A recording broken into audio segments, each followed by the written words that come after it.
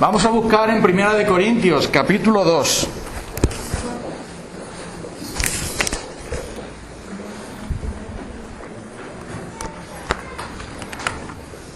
Primera de Corintios y el capítulo 2.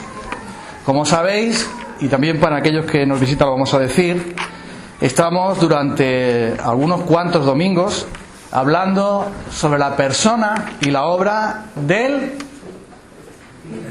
Espíritu Santo. Vale, no digo, a lo mejor que eso habéis ido ya, no te vayas todavía.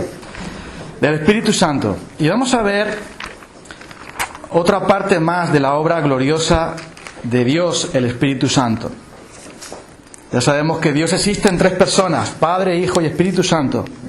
Y estamos viendo acerca de la obra del Espíritu Santo y cómo entre ellos, el Padre, el Hijo y el Espíritu Santo trabajan, obran para nuestro bien, para nuestra salvación. Y vamos a buscar ahora en Primera de Corintios, capítulo 2. Antes de que pasamos a leer, os voy a anunciar algo. Mi esposa ha hecho un pastel de zanahoria. Dios, vaya cosa que preguntas, ¿no? El pastel de zanahoria se ha hundido un poco, porque algo le ha pasado. Pero aún así yo creo que está rico. Quien quiera probarlo, que se venga al culto de Socuéllamos esta tarde. Que aparte de alabar al Señor y de escuchar su palabra, vamos a tener la oportunidad de ver qué le ha pasado al pastel. Pero creo que todavía es comestible, ¿vale?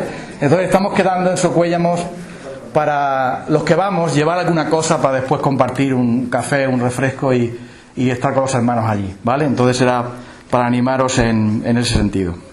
Bueno, y dicho esto, no le digáis a mi esposa que el pastel se la ha hundido, ¿vale? Si queréis que nos llevemos bien. Bueno, Primera de Corintios capítulo 2 dice la palabra del Señor así. Así que, hermanos, cuando fui a vosotros para anunciaros el testimonio de Dios, no fui con excelencia de palabras o de sabiduría, pues me propuse no saber entre vosotros cosa alguna sino a Jesucristo y a este crucificado. Y estuve entre vosotros con debilidad y mucho temor y temblor. Y ni mi palabra ni mi predicación fue con palabras persuasivas de humana sabiduría, sino con demostración del Espíritu y de poder, para que vuestra fe no esté fundada en la sabiduría de los hombres, sino en el poder de Dios. Sin embargo, hablamos sabiduría entre los que han alcanzado madurez, y sabiduría no de este siglo, ni de los príncipes de este siglo que perecen, mas hablamos sabiduría de Dios en misterio, la sabiduría oculta, la cual Dios predestinó antes de los siglos para nuestra gloria, que ninguno de los príncipes de este siglo conoció, porque si lo hubieran conocido, nunca habrían crucificado al Señor de gloria.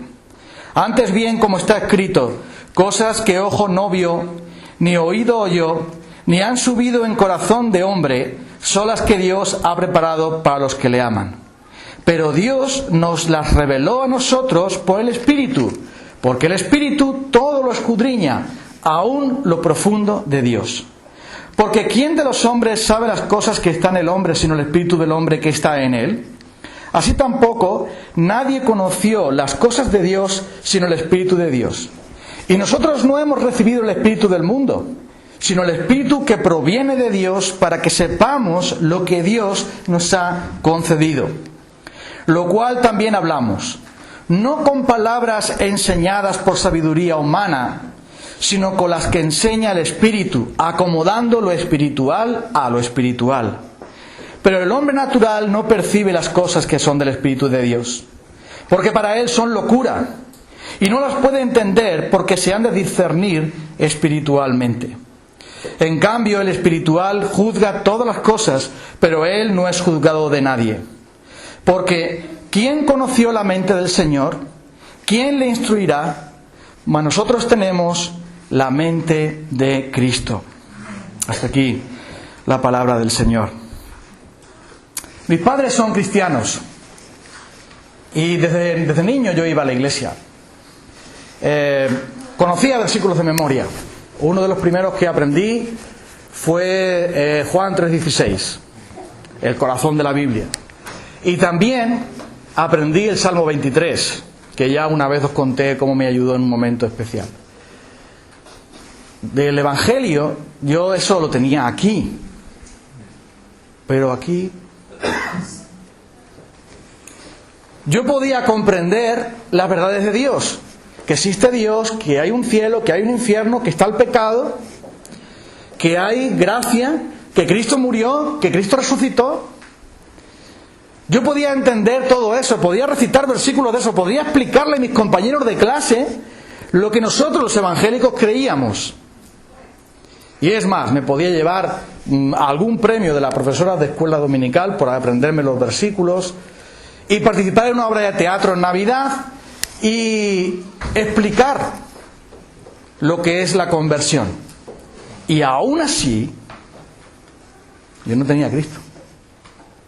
No lo tenía. ¿Y eso por qué? Yo sabía todo. La información yo la tenía aquí en mi mente. Yo lo había aprendido desde niño. Yo sabía cómo se oraba, sabía cómo se cantaban alabanzas, sabía cómo había que comportarse en la iglesia, sabía lo que decía básicamente la Biblia. Conocía eso, aquí. Pero si con mi boca yo podía hablar de Dios, mi corazón estaba muy lejos de Él.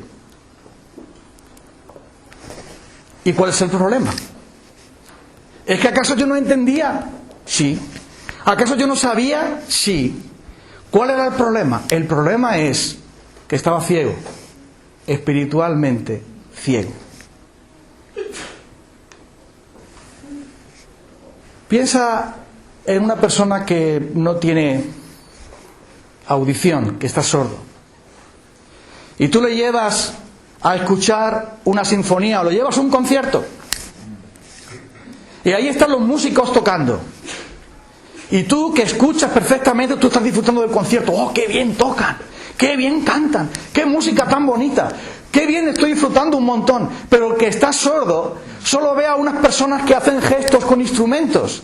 Pero su mente, su corazón, no se llena de la música, no disfruta de la música. Simplemente ve que alguien hace algo, pero eso no lo llega, no lo capta. No entra dentro de él. Porque está sordo. Y la palabra de Dios dice que si el Espíritu Santo no viene y abre tu entendimiento y abre tu corazón, tú tampoco entiendes nada y crees que el Evangelio es una pura locura. Cuando yo fui adolescente y decidí ya dejar de ir a la iglesia, ya me enfrenté a mi padre y mi madre y le dije, no voy más a la iglesia, porque me parece un soberano aburrimiento. Entonces ellos tuvieron que respetar mi decisión. ¿Y eso por qué? Porque yo iba a la iglesia y no sentía nada. Aún el que predicara mejor o predicara peor, aún aunque los cánticos fueran mejor o fueran peor, aún que hubiera un evento especial o no, para mí eso no significaba nada, porque yo estaba sordo y ciego.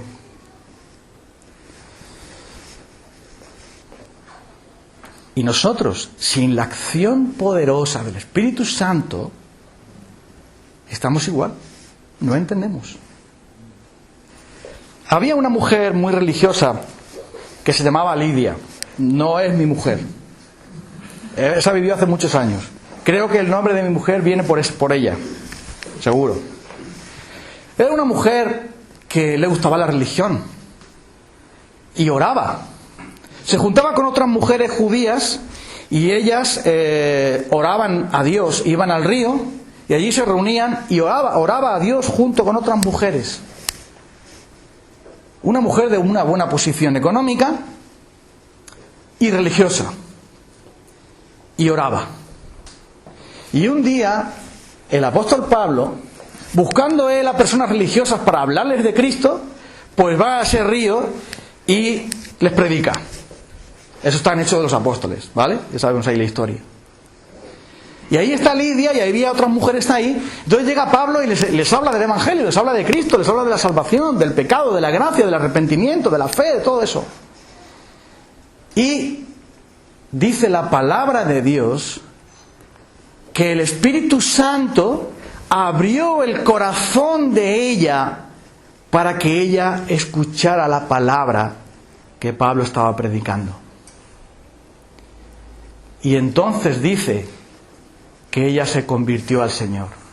El Espíritu Santo abrió su corazón para que la palabra de Pablo, que es la palabra de Cristo, llegara a ella y fuera salva. Si el Espíritu Santo no abre tu entendimiento ni tu corazón, tú no te enteras de nada. Te entra por aquí y te sale por ahí. Nuestros corazones pueden ser piedras o pueden ser esponjas. Una piedra tú la arrojas al mar. ¿Te acuerdas que una vez te expliqué esto? Tú arrojas una piedra al mar y la piedra puede criar encima, pueden haber encima vegetación, puede caer dentro otras cosas, o sea, por encima, pero la piedra va a seguir por dentro siendo piedra. Porque la piedra está cerrada en su naturaleza. Y aunque haya cosas por encima de ella, el centro de la piedra sigue siendo igual. Ahora tú echas una esponja. Esa esponja que usamos para bañarnos. Y la arrojas al mar. ¿Qué ocurre con la esponja? La esponja absorbe todo lo que hay en el mar y se hace uno con el mar. Y llega el momento en que forma parte del mar porque toda la vegetación, toda la vida del mar la empapa y llega a dejar de ser una esponja para convertirse en parte del propio océano. ¿Qué es lo que hace el Espíritu de Dios? El Espíritu de Dios convierte nuestro corazón de piedra insensible, improductivo, pesado, y lo convierte en una esponja que es capaz de absorber todo lo que viene de Dios y traer vida. Una piedra no produce vida, pero una esponja sí. Una esponja puede convertirse en un hábitat de los animales que pueblan el océano. Y el Espíritu Santo lo que hace es abrir nuestro entendimiento, porque las cosas de Dios, solo Dios puede revelarlas. Nosotros estamos aquí, ¿por qué? ¿Somos acaso más intelectuales? ¿Somos acaso mejores personas? ¿Tenemos nosotros más nobleza o más sabiduría o más piedad? ¿Somos mejores que las demás personas? Claro que no. La palabra de Dios dice que es el Espíritu el que se ha revelado a nosotros. Esa es la diferencia. Y por eso acabamos de leer que el hombre natural no percibe las cosas que son del Espíritu de Dios y le parece una locura. ¿Pero por qué? Porque se han de discernir espiritualmente. ¿Sabes? Los hombres antiguos pensaban que había como unas 5.000 estrellas. ¿Y por qué pensaban esos hombres antiguos? Porque a su vista, solo a donde alcanzaba su vista, podían contar las estrellas. Y entonces podían decir, bueno, pues hay unos 5.000, 6.000, podían ponerles un número, podían ponerles un nombre y entonces saber cuántas estrellas hay, porque los hombres abrían los ojos, los que estaban bien de la vista, no como yo, pero los que miraban por la noche y decían, a ver, váyate contando, haz un mapa ahí, apunte, hijo mío. 1, 2, 3, 4, 5... Y podían saber cuántas estrellas había, porque según su vista, según su mirada, eso era la realidad. Y entonces ellos pensaban, bueno, pues la estrella principal es el sol, porque qué más que no veas, si no que me tome yo eso del verano y verás. Es el sol, que le llaman Lorenzo, no sé por qué, pero el sol. Y la luna son los principales aquí. Y luego hay unas estrellitas por ahí. Pero cuando se inventó el telescopio, que son como las gafas que llevo yo, telescópicas. Cuando se inventó el telescopio, entonces empezaron a mirar y decir, ¡ahí va! ¿Qué pasa? ¿Qué pasa? ¿Cómo que qué pasa? Que no hay 5.000, ni 6.000, ni 10.000. Ah, ¿no? No, hay millones. ¿Qué? Sí, y hay planetas, y hay galaxias, y están muy, muy, muy lejos de nosotros, tan lejos que ni siquiera podemos calcular la distancia. No me digas, sí. Lo que antes no se veía, ahora por el telescopio se ve. El Espíritu de Dios abre nuestro entendimiento para que entendamos que existe un Dios. Entendamos que ese Dios nos ama y nos perdona si nos arrepentimos. Entendamos que todo el plan que Dios ha preparado para nosotros, cosas que ojo no vio, ni oído oyó, ni que jamás un hombre ha podido inventar, ni siquiera imaginar, son las cosas que Dios ha preparado para los que le aman. Y Dios nos las reveló a nosotros por el Espíritu. El Espíritu nos revela que tal cosas son verdad. El Espíritu nos muestra que eso es cierto, que hay esas bendiciones para nosotros. Y sin el Espíritu permanecemos ciegos, sin ver la realidad. Si tú llevas a alguien a mediodía al campo, a campo abierto, y le dices, dime lo que ves, y esa persona dice, yo no veo nada, no hay ninguna duda de que esa persona tiene un problema, está ciego. Y cuando a una persona tú le hablas del Evangelio, le dices, oye, Dios está, es real. La persona que no ha sido alumbrada por el Espíritu dice, ¿Dios? ¿Qué Dios? ¿Dios es una religión? Ah, no hay Dios. Bueno, sí, pero no importa. Si hay Dios, a mí no me importa. Eso es lo que pasa si el Espíritu de Dios no nos alumbra.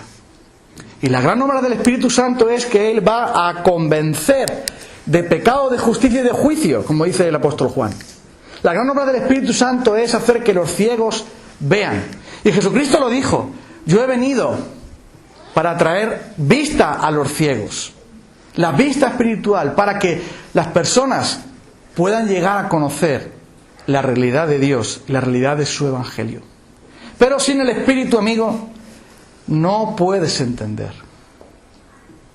Necesitamos al Espíritu, necesitamos la palabra. Y las dos cosas van juntas, porque el Espíritu y la palabra están juntos. La palabra ha sido inspirada por el Espíritu.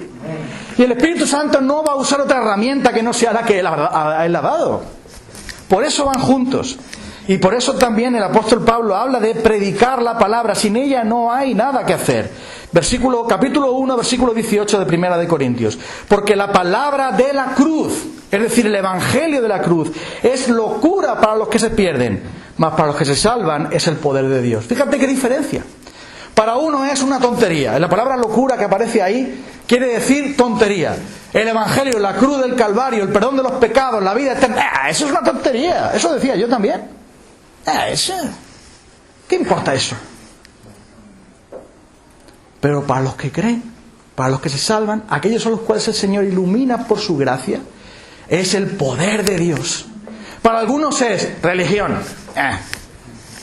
pero para los que creemos es poder, que me cambia, que me salva, que me libera, que me da vida, que arranca mi egoísmo, que se lleva mi pecado y que me trae a Dios a mi vida y a mi corazón y hace que Dios sea la realidad más grande que hay, más que mi propio ser, más que este mundo, más que ninguna cosa. Dios para mí es más real que la vida misma, porque el Espíritu de Dios abre mi entendimiento y abre mi corazón y hace que Dios sea para mí todo.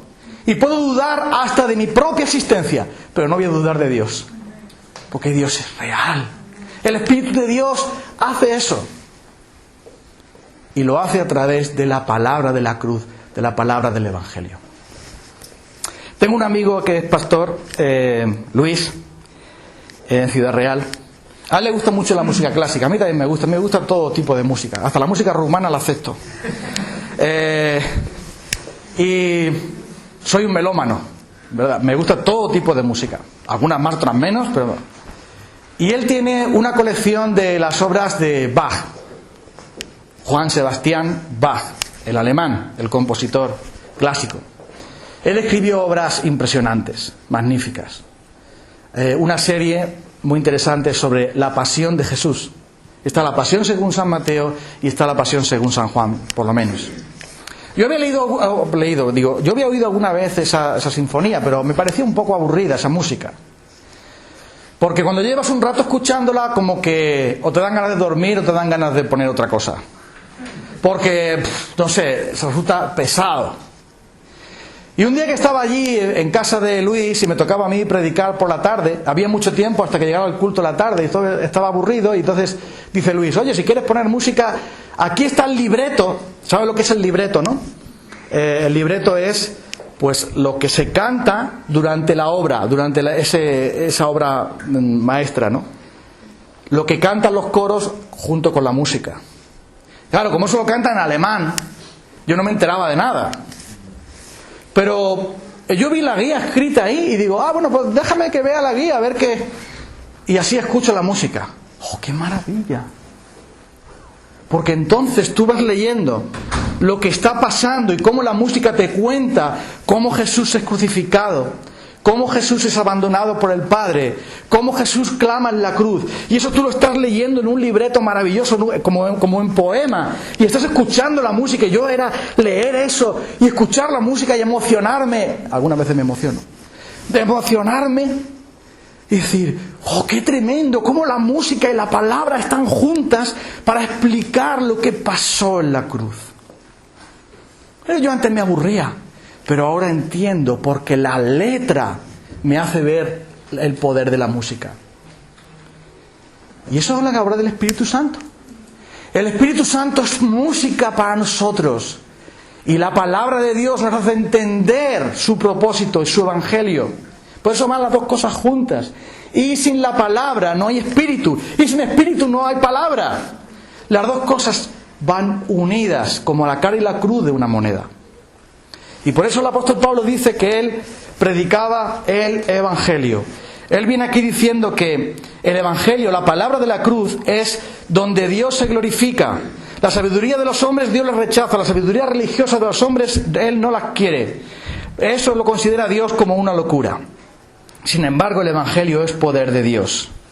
Nosotros, dice, predicamos a Cristo crucificado. Porque ellos, y el apóstol Pablo, cree que el Espíritu de Dios hace el cambio en las personas.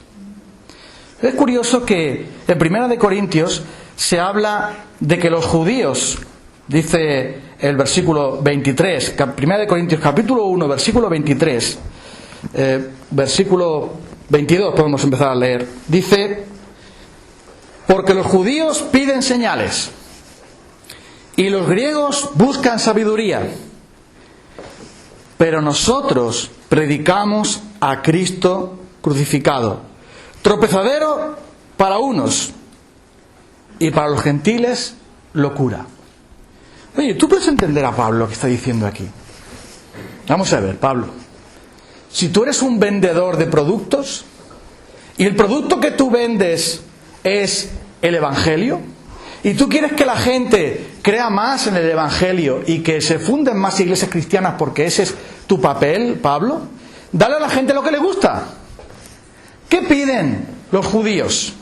Señales. Hazle señales milagrosas. Organiza una gran campaña de sanidades.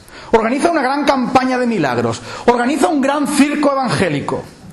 Donde todo el mundo vaya a ver los milagros que tú haces, Pablo. Que Pablo hacía milagros, ¿eh? Y yo no estoy diciendo que no haya milagros hoy día. Eso nunca. Yo soy un milagro de Dios. Y tantos que hemos visto. Pero Pablo no les dice a los judíos, vengan mañana aquí todos los judíos que en la sinagoga voy a sanar a 14, voy a liberar a no sé cuántos y voy a hacer tal cosa y así vais a creer en el Evangelio. Nunca hizo eso. Y tampoco les dijo a los gentiles, oye, que yo estudié filosofía, ¿eh? Pablo estudió filosofía.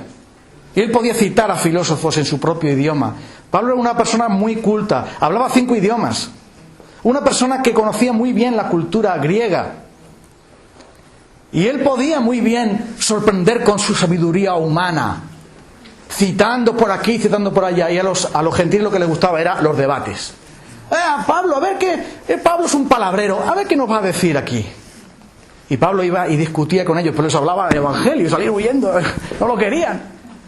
Pero Pablo podía haber dicho, bueno, pues les voy a dar a los gentiles, a los griegos, sabiduría, para que se vengan conmigo y hagamos una iglesia más grande.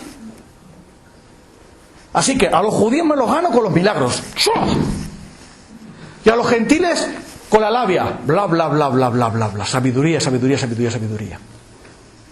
Y Pablo dice, de ninguna manera. La palabra de la cruz.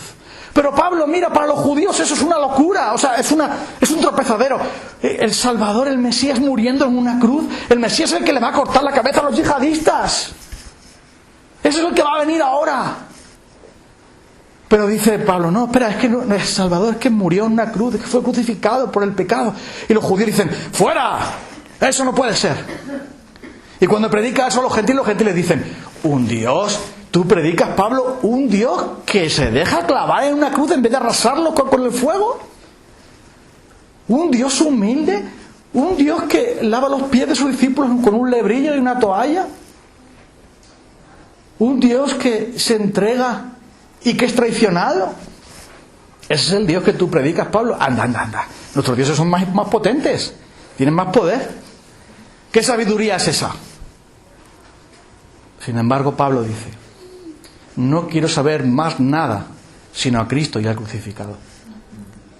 Porque el Evangelio es el poder de Dios para salvación. La sabiduría puede llenar locales. Las señales pueden llenar estadios. Pero el cielo se llena solo por la predicación del Evangelio.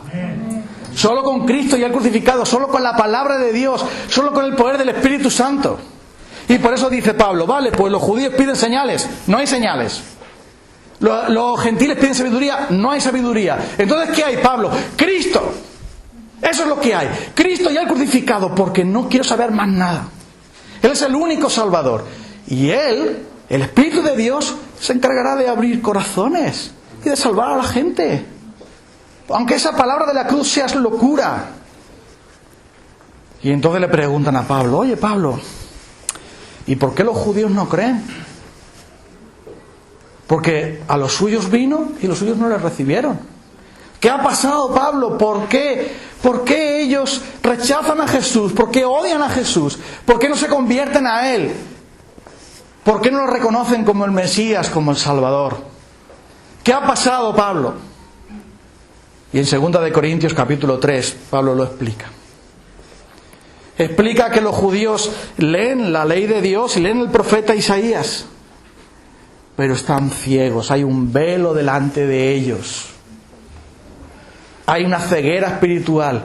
Y hasta el día de hoy, cuando abren las Escrituras, no ven a Cristo ahí en esas Escrituras. No ven al Salvador ahí, sino que simplemente siguen creyendo sus propias tradiciones. Y hoy, en muchas partes del mundo, en las iglesias ortodoxas, en las iglesias católico-romanas, en las iglesias algunas protestantes y en otras iglesias de todo el mundo, se abren las Escrituras. Y la gente lee un montón de capítulos, un montón de versículos. Y hay mucha gente hoy, testigos de Jehová, mormones, no sé cuánto, abren la Biblia y leen la Biblia y estudian ahí. Y hacen revistas y libros sobre la Biblia. Y explican mucho de lo que hay en la Biblia. Saben todo eso aquí y sus corazones van camino al infierno. Porque es el Espíritu de Dios, amigo. No es la sabiduría de los hombres. No es hacerte un curso de cristiano. No es apuntarte a un curso de teología. No es ir al seminario. Ni siquiera es ir a la iglesia. Aunque eso está bien, porque el oír viene por la fe viene por el oír. Es obra del Espíritu de Dios. Es Dios el que tiene que hablarte a ti. Entiéndelo. El profeta lo dice muy claro.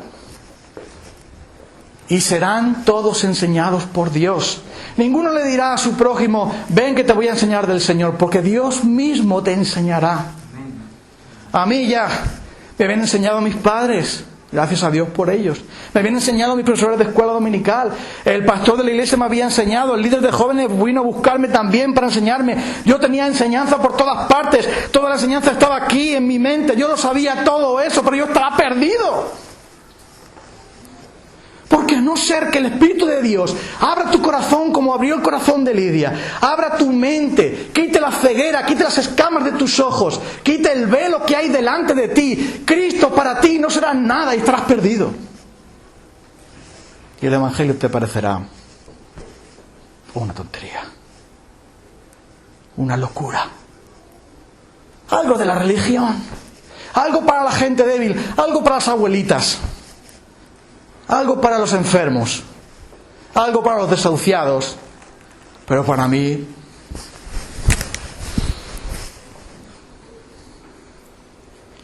y es por ese motivo por los que tenemos que orar para que Dios abra los ojos de los ciegos.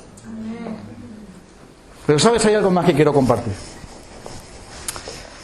Los que ya somos creyentes decimos que vemos. ¿De verdad vemos?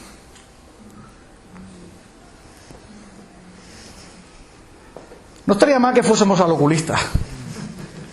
Yo cada vez que voy a revisarme la vista digo Señor, a ver si me puedo quedar como estoy. Si no me quieres sanar, Señor, por lo menos, como dice aquel chiste, que me quede como estoy. Porque, oye, cada vez que los que estamos mal de la vista vamos a que nos gradúen, que nos miren, decimos, madre mía, a ver qué va a pasar. La última vez que fui yo, me dijo el hombre, tienes que llevar 2 pares de gafas. Digo, hombre, nariz tengo todavía, me caben otras más.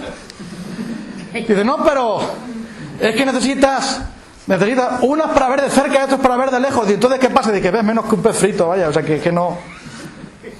Y es que la verdad tengo un problema, y el problema es que cuando yo me quito las gafas, todas vuestras caras son borrosas. ¿Qué pasa? ¿Qué tenéis en la cara? Manuel, no te rías, que tu cara está un poco borrosa. ¿Te has lavado hoy? No, el problema no lo tiene, lo tengo yo. Hay cristianos miopes y cristianos que no ven. El apóstol Pedro lo dice en su primera carta. Quien no crece espiritualmente, quien no tiene estas cosas, es corto de vista. Y el apóstol Pablo en los Efesios, en el capítulo 1, dice, estoy orando a Dios para que el Señor alumbre los ojos de vuestro entendimiento, para que comprendáis las riquezas de su gloria. No solamente que el Señor abre nuestro entendimiento, nuestros ojos, nuestro corazón para creer, sino que Él tiene que seguir abriendo más y más nuestra mente para que podamos conocer lo que Dios nos ha entregado. ¿Qué es lo que está diciendo en Primera de Corintios? Está diciendo que el Espíritu nos va revelando más de Dios para que nos regocijemos más en Él, para que podamos tener más de Él. Piensa en esto. Vamos a suponer que llega el momento de abrir el testamento de un familiar tuyo que tenía muchas perras. Y ese familiar tuyo, luego me lo presentas si lo tienes, ese familiar tuyo pues te ha dejado a ti como heredero. Entonces, qué emoción. Cuando llegas allí, te sientas y sale allí el notario. ¿Es usted? Sí. Venga para acá, DNI, sí.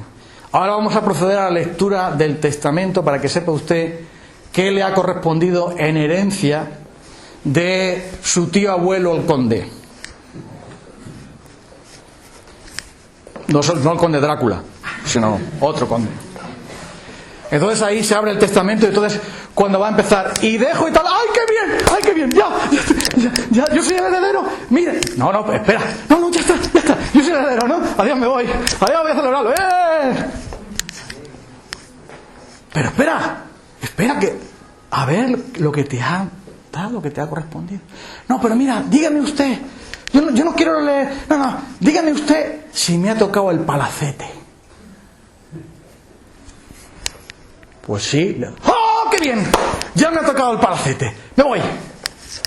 ¿Y no quiere usted saber todo lo demás? Sería una necedad, ¿verdad? ¿Cómo vas tú a disfrutar de una herencia que no conoces? ¿Cómo vas a poder disfrutar de todo lo que te ha regalado tu familiar si no te sientas a ver cuáles son las cosas que él te ha preparado? ¿Cómo lo sabrás? ¿Dirás que te vas al palacete y no quieres saber más nada? Quizá haya cosas mucho mejores, más maravillosas, que tú te estás perdiendo. Entonces tú te sientas ahí y dices, no tenga usted prisa, le tengo aquí una botella de agua, léamelo usted, no una, sino 30 veces, porque quiero saber todo lo que me ha correspondido para tomar buena nota. Quiero saber todo lo que me ha correspondido como herencia. Y el Espíritu Santo nos dice, oye, el lunes por la mañana también quiero contarte lo que te ha correspondido. Y el martes, y el miércoles, y el jueves, y el viernes, el sábado, y el domingo, ¿cómo no? Dios va a ir revelándote esas cosas maravillosas que ningún hombre ha podido imaginar, las que Dios ha preparado para los que le aman. La herencia que nos ha correspondido.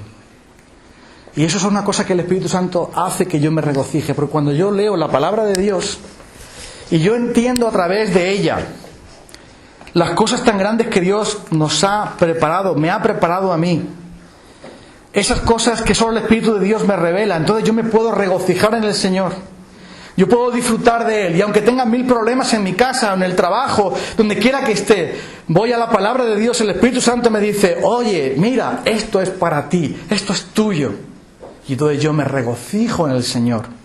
Confío en Él. Y sé que nada ni nadie me podrá separar de su amor.